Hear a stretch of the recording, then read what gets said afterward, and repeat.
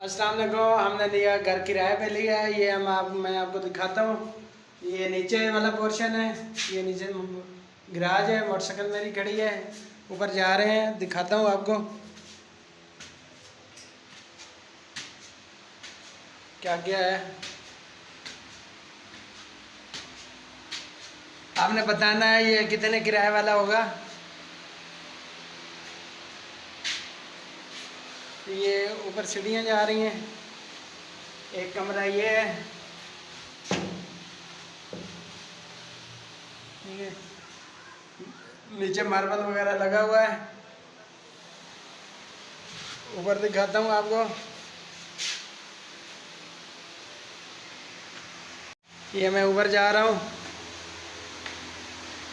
ये ऊपर वाला पोर्शन है।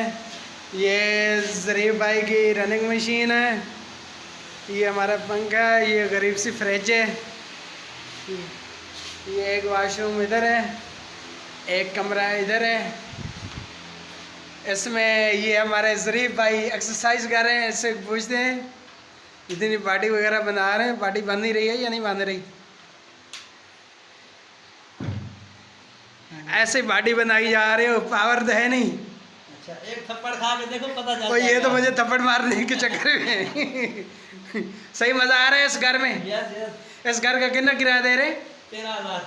13,000। Oh my God. आपने दोस्तों बताना है कि 13,000 वाला है भी या। ये बाहर वाला पोर्शन भी दिखाता हूँ आपको।